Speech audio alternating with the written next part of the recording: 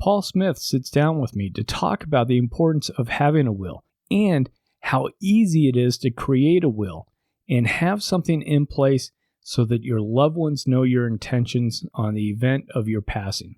It's really helpful for them, and it's something that we do for them so that they don't have to think about what our wishes may or may not have been. It's also a great way to help make sure that your animals that you have as companions are taken care of per your wishes. So be sure to listen to this conversation and share it with a friend or share it with your adult children that might need to have some information about how easy it is to create a will. The next thing I want to talk to you about is Grandparents Academy. I'm teaching a course this May about intentional grandfathering, and I'd love for you to attend. Now, if you don't sign up for my course, that's fine. There are about a dozen other courses that are being offered this spring. Everything from talking to kids about financial literacy to how to be a long-distance grandparent and build those connections remotely. So whatever interest that you might have, there's sure to be a course offered at Grandparents Academy. It's really easy to sign up for these courses. You can go to my website, cool-grandpa.us. I've got this link in the show notes, so you can click on there. You can check out the course catalog, and you can sign up for whatever course best suits you. Enough of the introduction. Let's get on with this great conversation about will kits.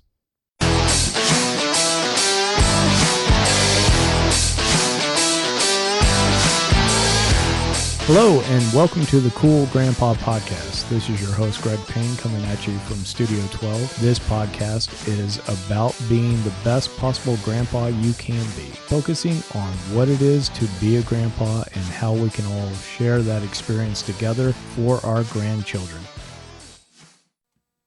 Hi, Paul. Welcome to the Cool Grandpa Podcast. I'm excited for you to be on the show and for us to sit down and have a really important conversation.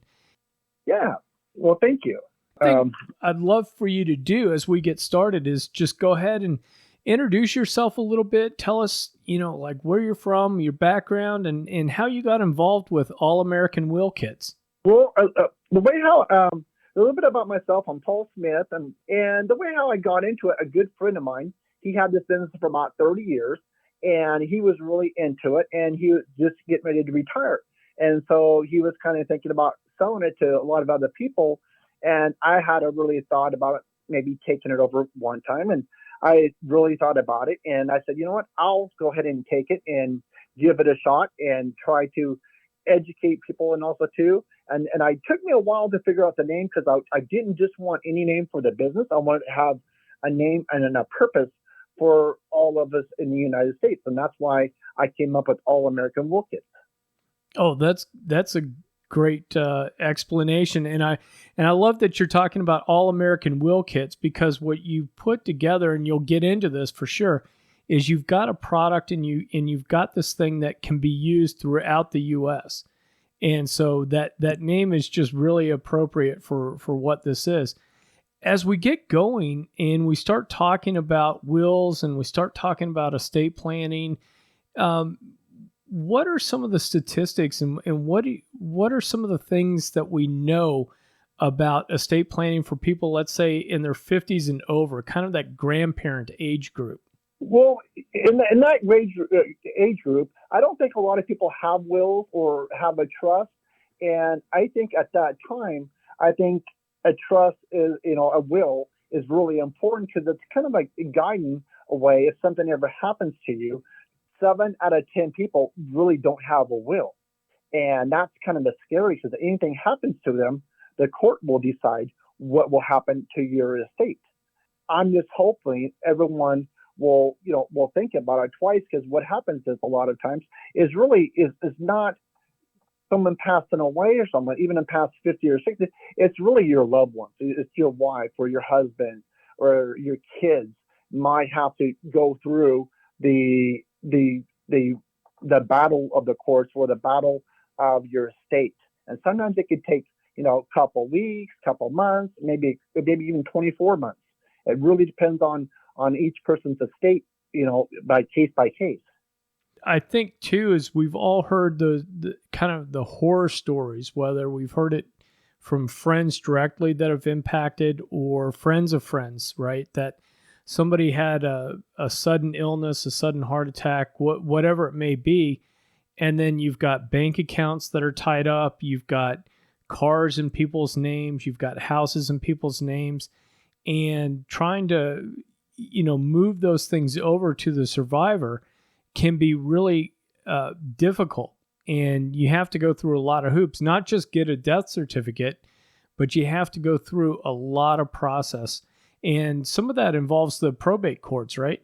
It does. It does. When you have a will, you will go through a probate thing, and a will help you go through a little bit faster because you're going to have a trustee on there to help guide the court through to what your wishes are. And that's really important. That's what the lifesaver is, because it will still take a little bit of time, but you will go through the process, and the process will go much faster in some cases. Again, it'll go by case. It just depends on what you really own and how much stuff there is. And a lot of the stuff people don't realize is sometimes it can be disputes on your inside your will from other family members.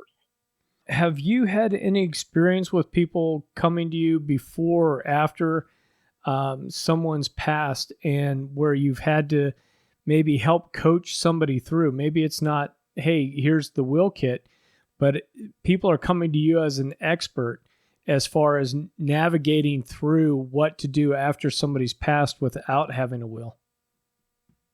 Yeah, that's very important.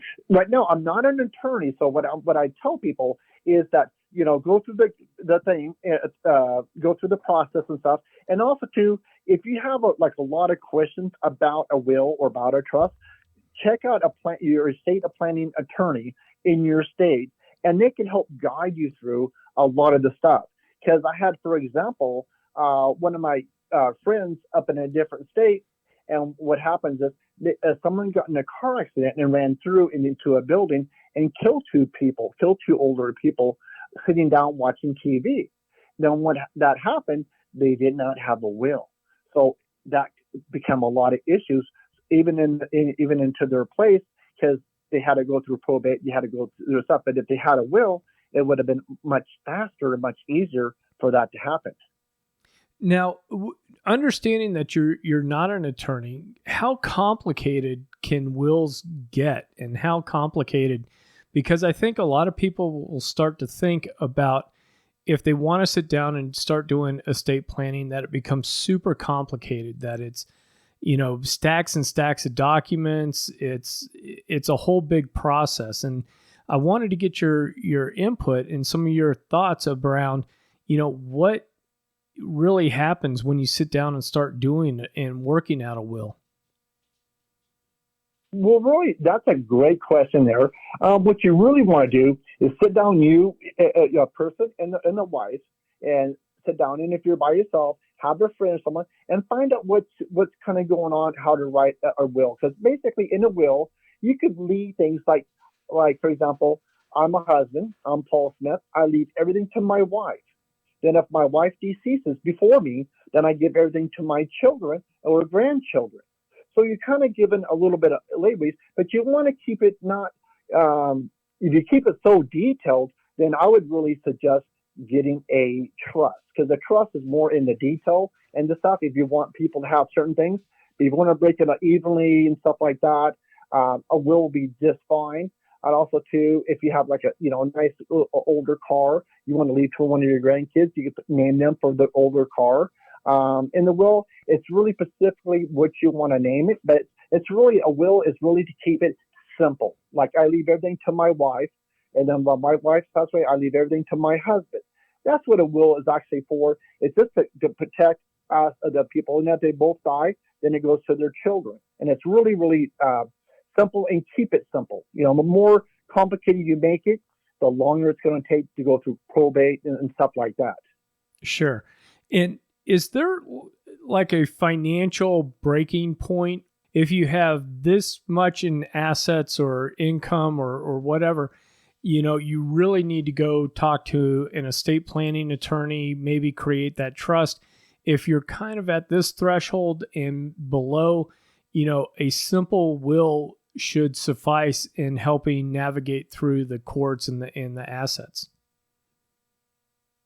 That's a really good question there. And what you really have to do now is basically, I say anything over, say $600,000, $700,000 in property and assets, and assets are really easy to gain. A house could do that really fast and sit you over real quickly. And so then I would go get a trust. But if you're in an apartment, or if you're living in a smaller home, say it's valued maybe 500 or lower or something like that, then it probably will take care of you just as well. But also too, a lot of the things in the will, you have to have it, written up a way so that the family gets it. And also too, the best thing to do is let the family know what's happening beforehand, so the family understands what is your plan to do for the family to help them out. Well, and you bring up a really good point there, because it was something we were talking about a little bit, but then you reminded me again. Now, we were talking about, hey, sitting down, creating a will, but I think there's a step before that you kind of alluded to, which is, bringing the family in, bringing the people that are going to be involved in, I don't want to say the benefits of you passing, but the ones that will, need to deal with the assets that you leave behind. And can you talk a little bit about some of that, what I would almost call pre-planning of that will? Yeah, that's exactly what it is. It's because what you're doing, a lot of people don't like to do this because it's like a daunting thing to do. But what they need to do is get the family members together and then get the kids together, so all the kids could understand what is your purpose of doing the will, or even in doing a trust. Because someone in the family members may not be happy what you do, but they need to hear it from you while you're still alive, that this is what you would like your wishes to happen. That's what a will is about. It's about your wishes. And you want the families in there to let them know, so you're not trying to say no to one child or no to one person. You're letting them all know, this is what's going to happen, this is how we're going to do it, and we want you guys to be behind it. Now, along with that, do you have any examples of where you've seen some of this fall off? I'm going to say the families start to get into arguments, or starting to have some conflict because some of these steps and the building out of a will hadn't happened. Yeah, that's the one thing. I had a good friend of mine. He basically ran a paper and stuff, and I was talking to him, and I was going to advertise in his paper. Then I turned around, we started talking about wills and stuff like that, and actually he was going through a trust at the time. And at the time, it was this pandemic time, so no one was really getting in and getting out. But what happened was, they were into making a trust, and when they were doing that, his wife actually suddenly got sick and passed away before they got it done. And so this is one thing about having a will. Having a will, you could get it a lot quicker. It doesn't take months and months to get a will. But when you have a will, then if you ever decided you need to go to a trust, you could do so. But you want to have something done, because a lot of people talk about, we're going to have a trust and that's all we're going to have, which is fine. But you need to have something there, because if something happens like this, and this person here had to go through 24 months of going through a lot of headache and a lot of payments out, cost of attorneys and stuff like that, just to get it done. Mm-hmm. Well, and I think that's just another way that we can learn that doing a will, and it may be uncomfortable, but it's one of those things that we're better off for our loved ones and family and friends that need to settle some of our accounts if we have this thing in place and we've communicated clearly with people about what we want to have happen. Now, yeah, I think that's a very, very important thing.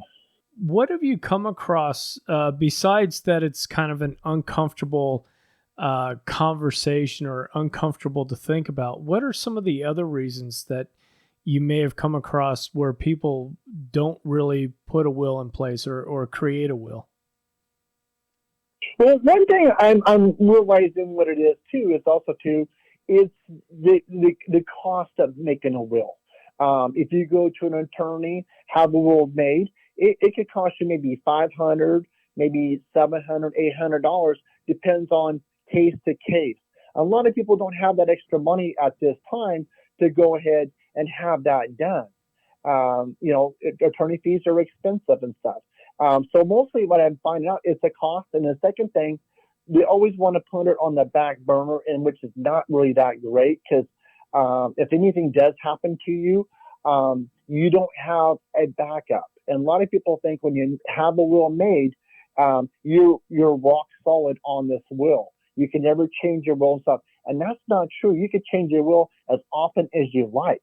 It's not like whatever. So if someone passes away in your will or your will's a long time and a lot of people have passed away in it, you could actually update your will, change it out to whatever. You have to do a whole new one all over again, but you could update it at any time you wish to do so. Oh, well, that's great news because I know for me, when I've thought about this, I'm almost to the point of, and I'm starting to get grandkids coming along, right? And so it's like, okay, if I sit down and I do this and then another grandkid shows up, it's like, oh, now I've got to rip all this up and go see the attorney and go do, sit down and do this process again.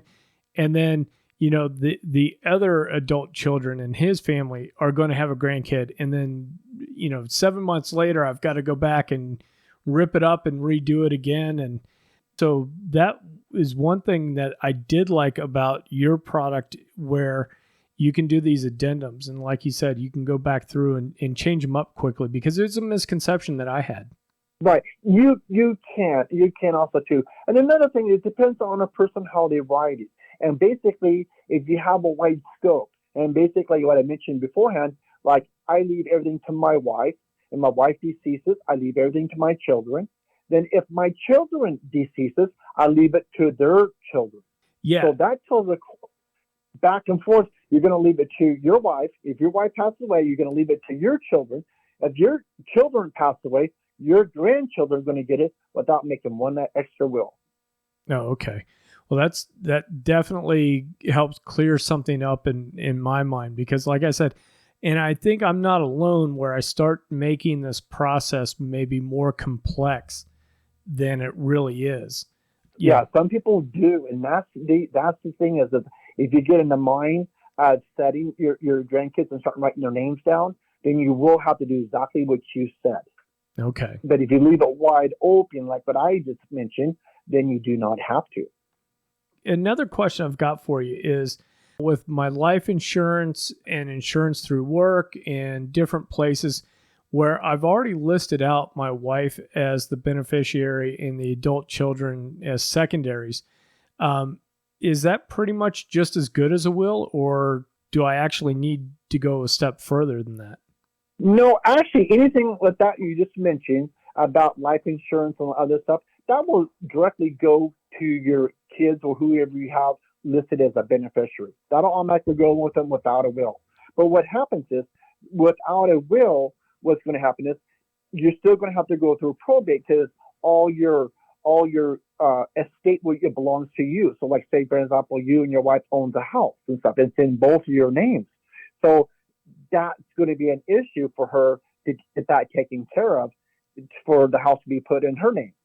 We do need to do the will, even if you've had this idea of, well, insurance will take care of itself, but any of the assets, cars, houses, property, anything along those lines, that falls into, hey, this is why you need to have a will. That's very true, because what happens is a lot of times, and I've seen it, the kids get involved. And if you have some, for example, say like 5 acres of property, or maybe an acre, and it's only worth, like, say, right now land's worth a lot of money. Beforehand, like 10, 20 years ago, property was only worth about $5,000, $10,000, $20,000. But now property is so much valuable, even if it had a house on it. Then you're going to find out a lot of the stuff of the kids and the grandkids they're going to want a piece of that pie. And that's why you really want to make the will, because what you're doing is you're giving your wife or giving the husband a chance to stay at the home. Then when you guys pass away, then you can leave it to the children. Well, and that helps to clarify things. And hopefully it also clarifies some questions that some of the listeners might have as far as differences about insurance versus wills versus do I need one? Do I not need one? How complicated it is. So this is all great information for us. If somebody wants to get in and take a look and see if using an All-American Will Kit would be right for them, what's the best way for them to start to get into the process and take a look at what you've got? Well, what I would do is tell them, look on the website, allamericanwoolkits.com. Take a look at it and go through it. And the reason why is to see if this is your fit, but also too, I would check with maybe a estate plan attorney, spend an hour there and talk to them and see what you got. And if you're into like say $500,000, $600,000 home or something like that, or maybe a little bit more, then you might need to have a little bit more have done, like a trust. Okay, so as far as a starting point, if I'm sitting down thinking like, oh man, I'm 53 years old, I don't have a will yet. The recommendation, it sounds like, is one, check out the website, but then two, it sounds like you're recommending invest for that hour's worth of an attorney time to sit down and go with them, lay out the assets, even if it's at a summary level, and get some of their input as far as the direction that you need to go with trusts or whatnot. Is that right? That's correct. That's correct. That's what I would do too. So, some people won't have to do that because the will is actually there to help you out. Even when you go and have a trust, say for example, say I have a $2 million home, I have $1 million cars sitting in my driveway and stuff like that. Then I would still want to get a will because when I'm doing the trust is going to take about 4 weeks, 5 weeks, 6 weeks to have done. So if I'm waiting for my trust to be completed, and if I died within that period of time, at least I have a will that is going to say something about my estate. Even though it's really high, I'll have a will. So then when my trust comes through, then I just hurt my will and let the kids all stuff know the trust is done now. It's a great backstop while that more complicated process is going through, it sounds like. Right, it is, and it's case by case for everyone because you just don't know. And sometimes you might, right now we could be poor, and next minute you might hit the lotto, or you might have someone who passed away and give you a great deal of money, or you might inherit something. So then again, here comes a trust. But you want to have a will or something, because the will is kind of like the backbone. It's kind of like the rock solid base of having something written up, because it's going to help you in the long run. Gotcha. Now, one thing I do want to let the listeners know is that I did receive one of the All-American Will Kits and went through that myself. And what was great about it is that you've got several pages of general instructions, and then there's a practice form.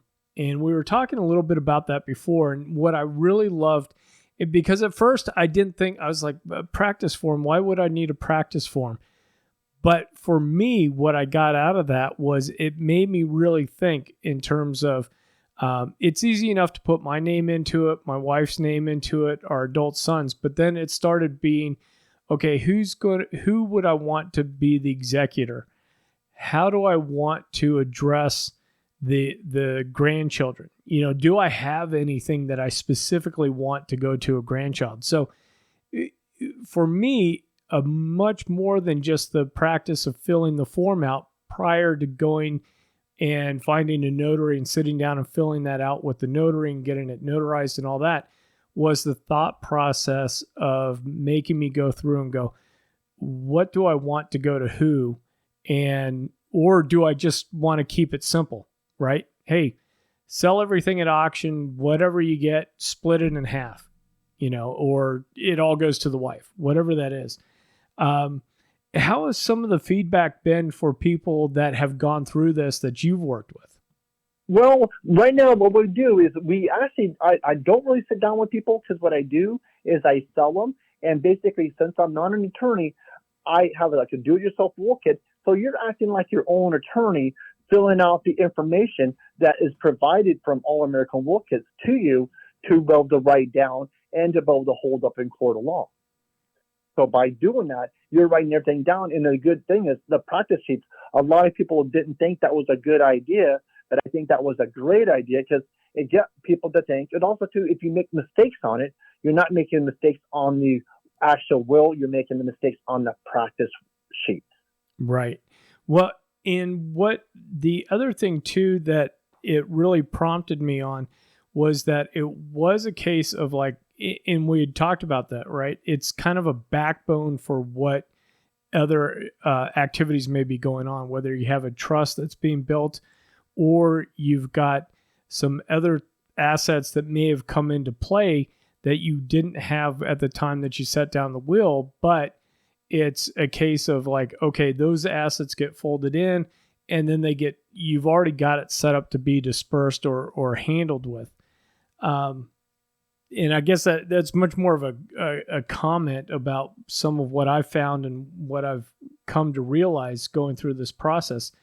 One thing too is that with the will kit, we were talking, who are some of the other people that may need to go through and probably should go through doing this will kit, because it is so easy to sit down and take care of. But I think sometimes we all think it's people in their middle ages or older that need to sit down and do a will kit. But who are some of the other age groups and people that you think ought to be thinking in terms of a will?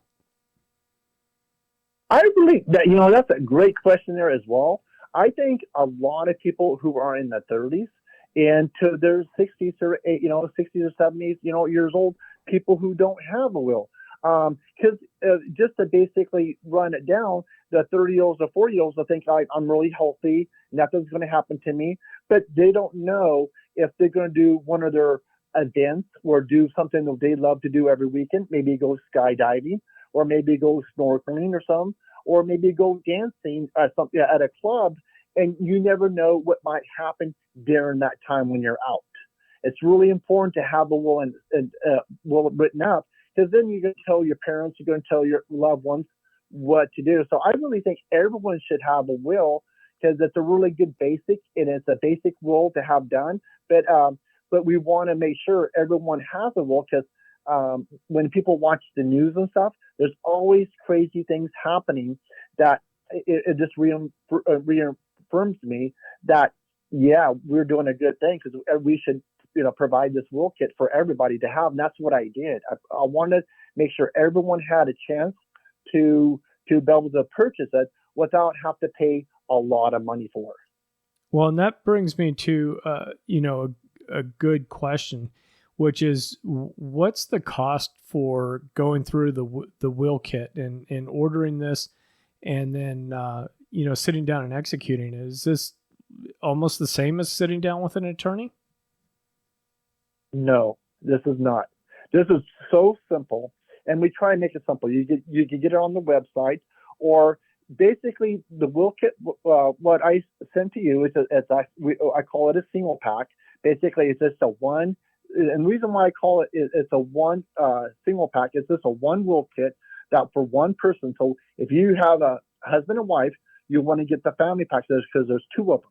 And the cost of it for a single will kit is $29.95 plus tax, and for a family pack, which you get two wills, one instructions, but you get two practice worksheets with it, that's $49.95 plus tax. Mm. That's really reasonable. And, I kind of wish, I'm certainly lucky that when I got married and had young kids and everything else, that nothing happened to me, because it wasn't even on my radar when I was in my 20s, 30s, and 40s so much as far as doing a will. But, like you said, I mean, auto accidents, all sorts of things can happen. it's always one of those like knock on wood, throw salt over the shoulder, whatever you do. But I'm thinking in terms of even talking with my adult kids and double checking with them and like, hey, do you guys have this? Because the last thing you want is for in-laws to be confused over what wishes would be, how to support the family, what support do they need, all that sort of stuff. And this can be, I won't say easily, but this can be handled in a will kit, or at least prompting them to go start to talk to an attorney and estate planner. Right. It is, and I tell everyone it's good to have that, because the will also too, it's really to set up for a person to, if anything happens to you, because you just don't know what may happen or not. And another thing, what I didn't really discuss too on the will kits, and I don't know if you actually seen it or not, on the last page of it, we put down for pets. And I see a lot of the seniors, they love their pets. They have pets a lot. And sometimes on the pets, you might have a cat, or you might have older dogs or something like that. And the family doesn't want the dogs. The family doesn't want the pets. So in this case, in your will, you could actually write up somewhere where you'd like to have your pets go to, so they don't have to go to the pound or go to the anything else, whatever the kids may put it. You have a better place. Your animal's going to go to a safer place. Well, and that's a great point. And one thing too that forces you to have that conversation with everybody, because I'd hate to, I got my little beagle that I love and adore, and I would hate to just think like, well, one of my kids will just take the dog, and then both of my boys are like, I don't want that dog, So it kind of forces that conversation. Well, I've seen that done before. And some of the kids, when you're here, when you're alive, they'll tell you everything that you want to hear. But when you pass, I've seen a lot of pets went to the shelters and went to the pounds because there were too much to handle. And also, too, if it's an older dog, most likely they're not going to get adopted. Yeah, that's an unfortunate part of it, as well as those older pets are tough to get into a new home, where it's easier if you spell it out and you start asking friends if they would take it, or you kind of have a plan in place if anything should happen to you. Yeah, that's why I kind of made this rule, not just for the family and the loved ones, because a lot of people don't understand, and your part of your family is your pet, because you might have a pet might stay alive for a very long time. You might have a parrot, or you might have a tortoise that could live in 200 years. You've got to have plans for that. And if you got your tortoise when you're 40 years old, well, and the tortoise lives 200, well, you need to find some people and to help out. And a lot of people will step up and help it. And you could write that in your will. So again, you'll have the family members know what's happening to your pet. So Sure. they know that they're going to be well taken care of. And that's important, because I know for me, if I was getting sick or whatnot, that would weigh heavily on my mind, is what's going to happen to the pets and the companion animals that I've got. Right, and that's why I put that in there, because a lot of the rules also too on that, they don't really describe that at all. They kind of leave that out. You just kind of have to write it in, whatever. So I felt like that was really important to put a page by itself, that if people knows what to do, and on the instruction stuff, it kind of helps you what to do, and also to helps you think, because you might have 5 dogs or 2 cats or something, and some people may not want to take them all, but you could find a place in that time period to find someone who could actually take care of them for you. Now, Paul, what's the best way for people to get a hold of you? I know we talked about allamericanwillkits.com. Is there any other way that people should get in contact with you or follow you on social media, anything like that? Well, I am on LinkedIn, so we do have a LinkedIn place there. I just started about 2-3 months ago, and so we got that going on for LinkedIn. Also, too, I am also selling on Amazon.com. So we put the wool kits on there, so because then we can sell it all over the United States faster, and let people see All American Will Kits out there to have done. Because I really don't talk to people too much because, like, again, I'm not an attorney, so there's not too much I can say. And if people do have discussions, take it off the website. And also, if it's really important, definitely pick up that phone, find an attorney that you like real fast, an estate planning attorney, and talk to them. Spend a little bit of money. It's going to cost you about a half hour with a labor, or with a talking, or maybe an hour. That it's really going to benefit you in the long run. Oh, that's great advice. And Paul, I've had you on for a little bit. Is there anything about wills, estate planning, All American Will Kits that I haven't asked you that you wanted to bring up? No, not really. I just want to, just bring the knowledge out there for people to get it and stuff, because it's so important this time of day and age. I believe that, having that basic will is going to really prevent a lot of things, a lot of people from passing away, and also to a lot of the houses stuff too. It'll be done up. But no, pretty much everything what I said to you has already been said. So, yeah.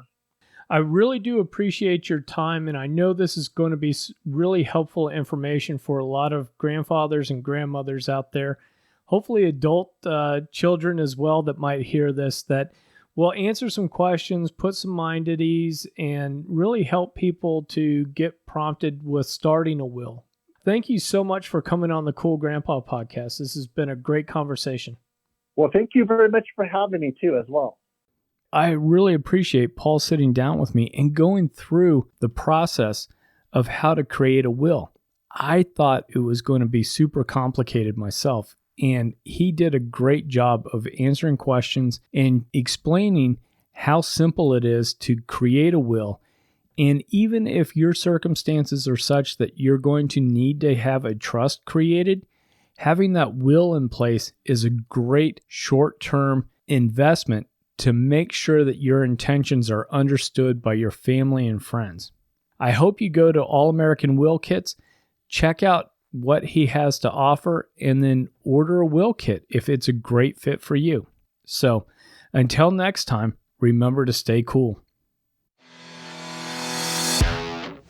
Thank you for listening to the Cool Grandpa Podcast. If you've enjoyed this episode, please do me a favor and share it with a friend. That's the best way you can help us to expand our community, as well as get the news out about how valuable grandpas are in the lives of those kids. If you'd like to leave me a comment or shoot me a potential topic for this podcast, please go to www.cool-grandpa.us. Look for the comments tab, fill it out, hit submit.